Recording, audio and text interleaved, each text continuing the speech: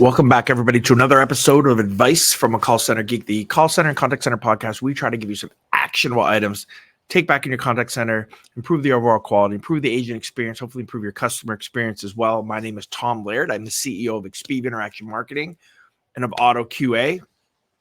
It's good to be back. We're starting to get back into our routine of once a week podcast. So thank you again for joining. I apologize for being late. It's Monday, and it seems like every type of technical issue with my microphone or camera has to happen today, but I got to figure it out. So I apologize for those of you who are waiting live and patiently here on LinkedIn as we are live on LinkedIn. Again, if you have any questions, if you disagree with me on this, I think this is a little bit of a controversial topic, but I want to try to spit the truth of what I am seeing out there in the actual marketplace that is totally different than what you see on LinkedIn or what you see on TikTok or Reels or any of these social spaces. If you go to the contact center expos and CCWs and everybody seems like, we're all way down this path to AI when nothing could be further from the truth.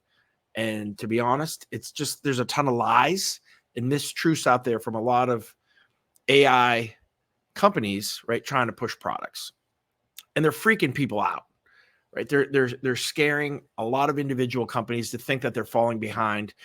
They're getting CEOs to put pressure on managers and IT professionals to do something. Nobody knows what that is. They don't know what that is. Get a chatbot up, right? Because we're falling behind the competition. I'm telling you right now, that is not true. So let's start at the very beginning here. I've had the privilege of speaking probably about 5 or 6 times so far this year, is in the first 4 or 5 months here, as we go down to getting into May. Probably spoken in front of about 1,200 to 1,500 contact center professionals. Now, not sales dudes. These are actual contact center managers, frontline supervisors, all of those people that are actually on the front lines making things go. I've asked the same question to start all of my talks this year, and it is, how many of you feel comfortable about where you are from an AI standpoint, have started to implement AI in your contact center, or at least have a roadmap? I'm not lying when I say 3 people out of 1,500 have raised their hands. So the honesty is also there, because nobody knows what's going on. Nobody's talking about the bridge to get there, right? If you talk to an AI tech sales guy, it just implement our strategy and boom, you're fully AI, whatever. And that's not what we need. Today in 2024, we need to start talking about the process of getting to AI. We need to start talking about the actual tools that can be utilized, that are mature. And most of this stuff is not. The other thing that we keep forgetting as an industry as a whole, and again, I get that you don't have to be in the cloud to start to implement some of these AI tools, but it really helps. It's way quicker, and most everything is going to have to be implemented and integrated, and it's way easier to do in the cloud. And the vast majority of contact centers are still not even in the cloud. I mean, think about that for a second. We're talking to everybody about AI and moving to this AI-centric model. And I don't even care if it's other tools. Like, it could be Agent Assist. It could be all of these other tools, let alone the first touch point AI chatbot that everybody thinks is just unbelievably great. It's not there yet. There's steps that have to be taken. And I think there's a lot of opportunity even for other companies to come into the space to help this happen. And we're trying to do that with Otto QA as a step. Do I think that the Otto QA platform that we're using now is going to be even in existence in its same form in 5 years? Heck no. It might be 3 years. It might be 18 months. But we're going to keep evolving that. But it's a bridge, right? There's a paradox that's happening out here in the marketplace, and it's a perception. If you're utilizing AI in your contact center, then you think everybody else is too. So you want to talk about it all the time when people can't even talk your lingo. The other kind of flip side of the coin is you're not using AI and you think that you're falling way behind. And that's not true either. Both of those things are not true, right? The truth definitely is somewhere in the middle, but the perception and the FOMO that is happening and is being pushed by AI technology companies, by the mychatbot.com AI is great companies. We're not there, and you're not falling behind. Now, do you have to start working to get to this process? 100%, right? But don't let anybody's demo, don't let anybody's sales presentation, don't let all the stuff that you see on LinkedIn freak you out and think that you need to move into something that you're not comfortable with, that you're not there yet, that you're not with there yet. Some of the things that I have discussed in the past, but again, let's just bring these to the front of the table. Most companies are not in the cloud. Number one. Number two, most don't have the integrations that they need. The lack of integrations in the Frankenstacks that you see from a CX standpoint for most companies, right? It does not allow for easy integrations and to get to the data that you're going to need to use data in your AI from your personal stack of information. That's number one. Number two, nobody has been talking about KMSs and knowledge management systems. Nobody has them. And if they do, they're either out of date or they have no process to keep them up to date to give these unbelievably great AI chatbots the knowledge that they have. If you have dirty data, you're going to get crap, coming out of it. So we have to make sure that we understand those concepts. And I guess the third or the fourth is, I think people are getting ripped off. I think they're getting ripped off by the cost of this thing, by the ROI of this thing. There's so much price gouging that is happening, with some of these enterprise type contact center providers, these third-party guys that are trying to slap onto CCaaS or, it's amazing to me that we're still using a per seat license, right? We're not at a usage model when almost all customers would prefer that, right? They would prefer it, but you know what? Those guys, right, that are providing the technology, it's not conducive to them. That makes no sense to me either. And there's going to be some real differentiators that are coming into the space. Again, I'm just a little peon, a very small deal with Otto QA that is actually growing faster than I thought. But we're doing everything the opposite way that everybody else is doing it. Total per seat model. You want to do 500, you want to do 300 calls, you want to do 10,000 calls. I don't care, right? And I think that there's a huge issue with that. If I would tell you that it literally costs pennies, like cents, like under 10 cents, under 5 cents to do a lot of the same auto QAing and transcriptions. And, now you can build that depending on calls and it's all a little bit different, but it does not equal, even with a hefty profit margin, what a lot of these guys are charging on a per seat model for some of these AI tools, right? And nobody's going to like this video and nobody's going to like this podcast because 90% of everybody who follows me is a CX technology person, right? So all of these things kind of get squashed and get quiet, but that's the honest truth of where we are today. So what do we need? We don't need another chatbot company. We need companies to come into the space and help to start to bridge people, right? If I had to start, I said this in my talk, I was in Philly last week. If I had to start a company right now from scratch, and I might even do it, we would start a consulting company with technology to help build a KMS for companies, to help build out their knowledge base, right? That is such a lacking tool that nobody talks about. And if you go talk to the technology guys, they don't even tell you you need it. You do. If you want to have anything that's worth its salt, you do. Having integrations not just into your CRM, but any other data sources, like all that stuff helps. And it's cool. Like you can do just even stuff in your regular contact center stuff. If you have integrations into it, not just screen pops, but you can route really cool. You can do amazing things even with some of this stuff as you're bridging. So that was the talk that I gave last week too. And I think that there's some things too. When you hear your CEO or you hear a C-level person come to you and was like, hey, listen, we need to do AI, whatever that means. We need to do AI. I hear that all the time. Say, okay, let's breathe, right? Come up in 2024 with the things you need to do AI, right? Let's talk about what we need to integrate. Let's talk about building out our KMS. Right? Let's talk about those kind of tools. Let's talk about the policies and procedures. What's secure? How comfortable are we from a security aspect to use large language models? Are we at all? Is there an appetite for it? I think that stuff's really important to do in 2024. You want to get into the LLMs? From a chatbot standpoint, how are you going to QA your AI? Right?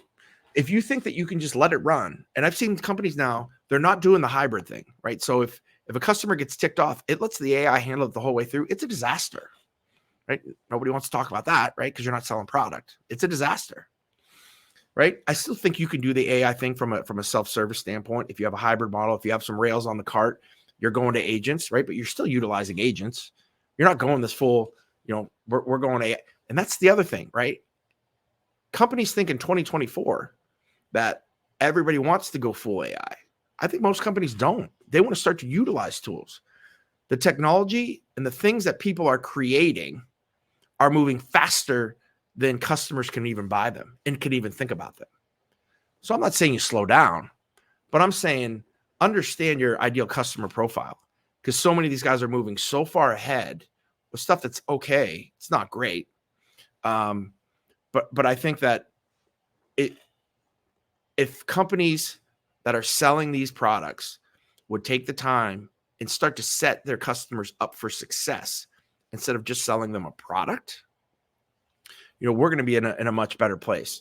There's going to be a bubble here, right? Because too many companies are going too fast on this stuff, and it's not fully mature, especially when you talk about an LLM chatbot. It's not, no matter what anybody wants to say. So there's a lot to think about and digest there, but it's kind of frustrating for me to see, the speed of the technology, because it's easy to use. It's awesome technology. It's going to be in certain places. It's going to push people forward, but it's moving too fast, and the quality isn't as good, and nobody can keep up with it, right? So what are we doing? So again, there's a huge spot in the market for companies that want to, again, I mean, to just be frank here, I think like Otto QA, right? We are utilizing AI and being able to have a company that has no technology whatsoever. It doesn't matter. All you need is a call recording, right? A call transcript, a help desk ticket, an email, a chat transcript, right? And we can fully AI, right, your quality assurance. Those kind of tools, auto summarization. You don't really need a ton of technology, maybe a little integration that you can utilize now. You can start down this path. But when I hear people go on to LinkedIn, or I see a survey that says, if you are not here, you are falling behind in this AI realm, I think that's garbage. And I don't think it's true at all. And it's nothing that I've seen in the market. And I've talked to a ton of people on this stuff, a ton of BPOs who are ahead of the curve, right? Because we have to be ahead of the curve. And again, as a kind of a cheap plug for the BPOs, not just for Expedia, but if you want to move to AI fast, you should outsource to a BPO that has all this stuff, right? Like not just me, but many of my friends in the industry, we have it all, right? From agent assist to auto summarization to auto QA, right? Looking at getting into how do you build out a chatbot the right way from an AI standpoint, looking at how do you integrate your contact center? How do we use analytics differently, right? All of this stuff we have expertise in. We know how to do it. It's not just Expedia. It's a ton of BPOs that are out there. Onshore, nearshore, offshore. Don't care. If you get the right one, you don't have to pay the 50, 60, 70, 80 grand to implement some type of AI, not see the ROI for 17 years. And too many people are falling for that. It is crazy expensive, the minimums that a lot of these AI companies from a self-service standpoint are collecting that they want. So there's a huge setup fee, 50, 100, 200 grand. There is a sign-up fee for each of your customers. Not a lot. Still stupid, though. It's just an add-on that they're just kind of taking from people. So every time that somebody gets signed on, maybe for a voice biometric, those kind of things within the IVR from a security standpoint, right? They're adding that on. There's a per minute charge, and it's normally like the minimum of like 45 seconds. So if you have a 10-second self-service call, you're paying for 45 seconds. And again, while you can build this stuff on your own, it's extremely frustrating You have to have the expertise to really be able to do that. Or you're going out to these guys if you have the edict to do AI and really struggling, then I think with the results that you're finding. Dig deep into demos. I will tell you that, right? Dig deep. Don't take a demo at face value. Be like, hey, I want to try that out. And if you're not comfortable with that, call me. I'll do it for you. Right? I'll do it for free. Right? And if there's no agent that it's going, I'm going to trick it 100 times I've done it. I'm going to be that level 10 irritated customer. Let's see how it handles that. Because it's not going to be good. And if you're utilizing the agent, then again, I still don't see the full value if you have a really good self-service model already, right? The banks. When you call a bank, you want financial things. You want your balance. You want to pay off a loan, pay a credit card. You want to do those types of things, right? We have that technology, right? Now, again, is there use cases for some of this stuff? I think the bigger you have a ton of SKUs, you have, a ton of different, maybe more complex things that you think you can add into there. And if you have the right knowledge base, you're seeing the enterprise guys do that. The enterprise guys can do that because they have the budget for it. They can take 20 people and say, go build out my KMS in the next 3 weeks. And they can afford all that. And I think that there is a quicker ROI when you have a higher amount of volume. But if you're 500 seats, 400 seats, 200 seats, the 20-seater, the 15-seater, right? You're priced out of the market right now. For the most part, priced out of the market. So doing things right and doing them quickly a lot of times don't align perfectly. But, it just, all the talks that I have given and hearing people that have either spoken before me or after me, and they always talk about the why you need AI. I don't think anybody needs to hear the why. We got to start to talk about the how, right? How do we do it, and how do we do it right? How do we build integrations out? Right? Do I do that ourselves? How do we build our KMS? How do we do these things that everybody kind of takes for granted, that they think that everybody already has, right? But really, no one has them, or most of the companies don't. Again, another plug. That's why BPO can really help you, right? We have all that stuff, know how to do it, can build out your KMS, can do integrations. But if that's something that you want to do on your own, then just make sure that you're set up for success for AI. All right, that's 17 minutes of me being on a soapbox. It bothers me to hear, and I hear people, they're stressed out about it. They talk to me and they're like, we're so far behind. I'm like, guys, 2024, just start to build that road. And you can't just stand on your hand or sit on your hands. Stand on your hands. That'd be hard. Sit on your hands. You got to start moving, or you got to outsource. But if you're doing this stuff on your own, then don't fall for a lot of these things that are not mature yet, right? If you're ready for AI, I would still say easy on the chatbot, auto QA, auto summarization, agent assist, those type of tools, starting to use analytics in different ways. The last talk I gave, we talked about how we can reduce headcount, how we can do all the things with AI. If you're not ready for AI, using the legacy tools that we have today, thinking outside the box on that stuff. The last thing I want to say with this is I think that there's a huge mistake as well on companies' roadmaps on not understanding the outcome that they want. So, meaning, what's the end result that you want? Do you want to lower your headcount? There's tools for that. We can do that. Do you want to raise your NPS and CSAT? There's AI tools for that. Do you want to lower your handle time? We got tools for that. Do you want to get rid of your after-call work? We got tools for that. Do you want to improve the agent experience? There's tools for that. So understanding what the outcomes that you want predict or start to talk to you about the AI tools that you should have, and then what you need to do to kind of set that stuff up. But don't freak out. Start to work down that path. Start to get your contact center integrated. Start to think about how do we build out a KMS, right? There's a lot of tools online that you can do that. Don't panic. Don't fall for the FOMO of this thing. There's a lot of companies making a lot of mistakes right now at a crazy high level. If you're not an enterprise guy, you have time, right? You have time. And you have more than you think. So don't let anybody kind of rush you, push you into things that you're not comfortable with, that your company's not ready to go for. If you need somebody to talk to, I'm here. right? I can kind of help you out and kind of guide you through some of that stuff too. But all right, guys, that's what I have today. I just did again, I've been thinking about that all weekend.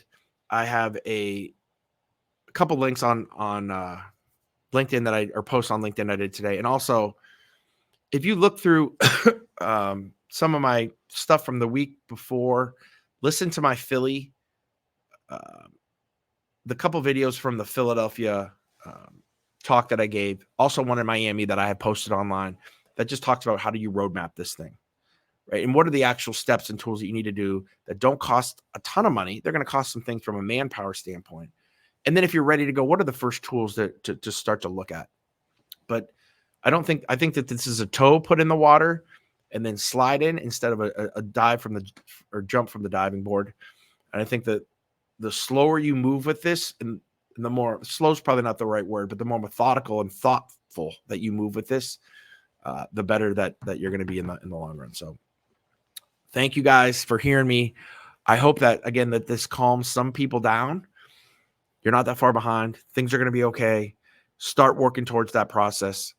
If you want to know some things, again, check out some of my videos on some things. If you're getting pressure to lower headcount, if you're getting pressure to lower handle time, that you can utilize, right, without paying a ton of money for AI, that you can maybe hold the wolves back for a little bit as you're kind of building things out and trying to be the voice of reason.